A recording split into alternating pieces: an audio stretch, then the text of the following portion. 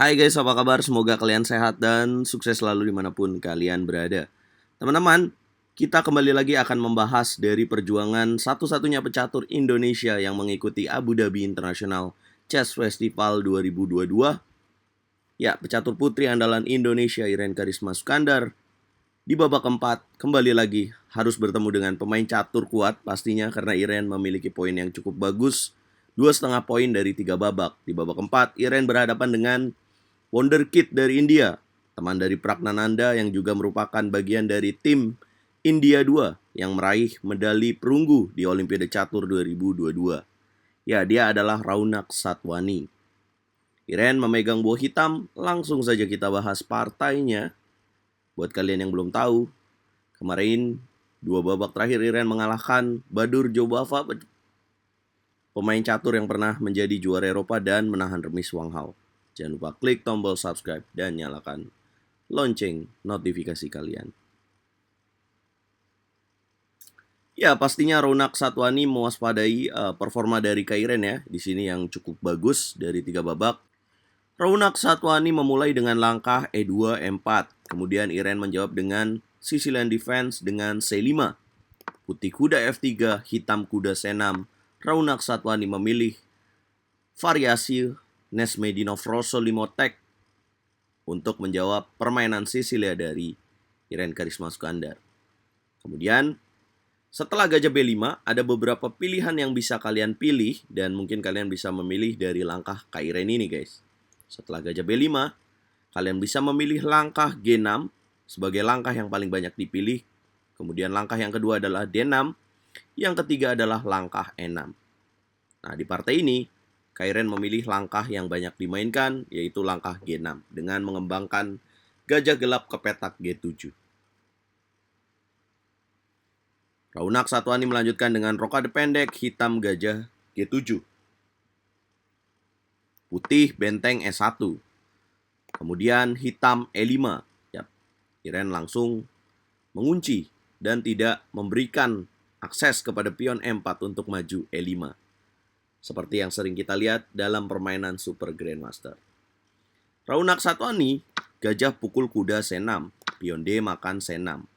Nah, apa yang dia pengen di sini? Ya, dia akan mengembangkan lewat menempatkan kuda atau menjalankan A4 terlebih dahulu, kemudian kuda A3 dan kuda ke petak C4, guys. Kemudian dia akan bermain dengan D3, gajah ke petak E3, seperti ini. Kemudian putih lanjutkan dengan langkah D3, hitam menteri ke petak E7, putih A4. Hitam menjawab dengan A5, putih kuda ke petak A3. Hitam gajah ke petak E6, mencegah putih memainkan kuda C4, putih gajah ke petak E3, hitam H5. Ya, lihatlah permainan yang cukup agresif dari Kairen di sini. Dan kemudian putih menjawab dengan langkah H3. Hitam F6, putih C3. Hitam benteng ke petak D8, putih menteri C2. Kairen melanjutkan serangan dengan langkah G5. Nah, ini enak banget ya untuk dilihat. Walaupun bermain dengan buah hitam, Kairen coba ambil inisiatif serangan. Dan itu bagus guys. Satwani mendobrak dari petak center dengan D4. Ya, kalau nggak hati-hati serangan dari sayap raja yang dijalankan oleh Kairen ini bahaya banget ya teman-teman. Kairen kemudian mendorong pion G4, tapi mendorong pion G4 ini membuat putih lebih unggul. Ya, karena kuda ke petak H4 selain di sini menghindar dari serangan juga mengancam dengan kuda ke petak G6. Nah, di langkah berikutnya Kairen membiarkan Raunak Satwani bermain dengan kuda G6 karena Kairen pilih pion G makan H3. Iya, Satwani melanjutkan dengan kuda ke petak G6. Teman-teman, ini langkah yang sangat krusial.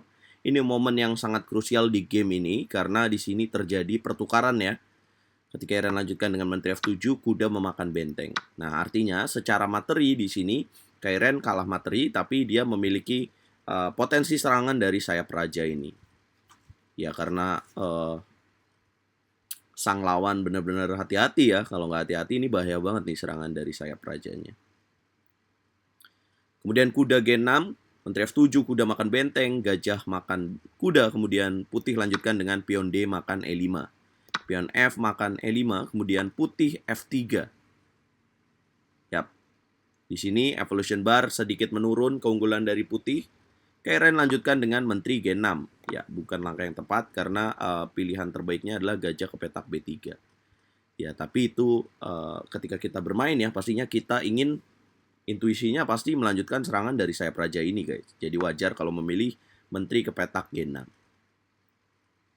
Kemudian putih menjawab dengan raja ke petak H2, melepas ikatan pin dari menteri G6. Kemudian hitam H4 dengan ide menteri G3. Putih, Satwani langsung taktis, menjaga itu dengan menteri F2. Hitam pion H makan G2, menteri pukul pion, kemudian menteri ke petak H5. Kairen menolak pertukaran menteri. Satwani lanjutkan dengan menyederhanakan permainan, benteng A ke petak D1. Ide yang cerdik, karena itu salah satu cara untuk menghentikan serangan lawan. Kemudian Iren gajah ke petak F6, putih benteng memukul benteng skak, gajah pukul benteng, gajah pukul pion C5. Kemudian hitam H3, putih menteri ke petak E2, hitam kuda ke petak E7, Satwani kuda ke petak C4. Kemudian hitam kuda G6, putih kuda D6 skak, raja ke petak F8, kuda memukul pion skak, gajah ke petak E7, benteng ke petak G1. Ya, sampai langkah ke-30 kita bisa lihat ya bahwa sayangnya serangan dari Kairen di sini tidak berhasil, guys, karena pertahanan putih cukup kuat di sini. Hitam kuda ke petak F4, gajah memukul gajah skak, raja pukul gajah, menteri ke petak D2. Ya, Satwani memberikan pion di petak F3, tapi jika dimakan dengan menteri memukul pion, maka Satwani akan lanjutkan dengan menteri ke petak D8 skak, raja ke petak E8, maka akan ada menteri ke petak D8, raja ke petak F7, dan kuda ke petak D6 skakmat.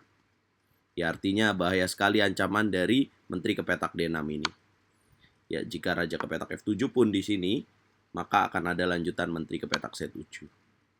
Ya, raja ke petak F6 akan ada menteri G7 skakmat. Oke, kemudian Iren merespon dengan menteri ke petak H8. Kemudian putih menteri D6 skak, raja F6, kuda ke petak D8, menteri ke petak H6, kuda memukul pion C6. Di langkah ke-35, Kairen menyerah. Ya, teman-teman, inilah yang terjadi. Artinya momen krusial dari game ini adalah ketika Satwani membongkar dari jalan D4.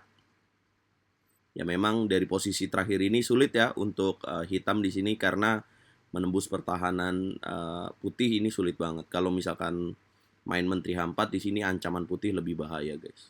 Atau bisa menteri F8. Ya, momen ketika hitam memainkan G5 kemudian membongkar dengan D4 ini terlihat kualitas dari lawan Kairen ini ya, teman-teman. Artinya kalau mungkin dia takut dengan serangan ini akan membawa keunggulan bagi Kairen. Tapi setelah G4 kemudian kuda H4, Kairen memukul pion, kemudian kuda G6 ini yang tricky banget ya, momen krusial dari game ini. Ya, setelah babak ini Kairen akan berhadapan dengan pecatur India kembali, International Master Vignesh, guys. Jam 8 malam waktu Indonesia Barat. Apakah kita akan nobar? Ya, lihat saja nanti, teman-teman. Kayaknya sih seru kalau nobar. Nah, guys, tetap dukung perjuangan dari Kairen di turnamen Abu Dhabi International Chess Festival 2022. Pastinya ini tantangan banget karena lawan-lawan yang dihadapinya juga pecatur yang elo ratingnya cukup jauh. Semoga di babak berikutnya Kairen bisa kembali ke jalur kemenangan dan semoga menuai sukses di turnamen ini. Dukung terus percaturan Indonesia, dukung terus RL Chess Catur Yes Indonesia Jaya. Kita ngobrol di kolom komentar. Jangan lupa bantu aku dengan cara like, share, komen, dan subscribe.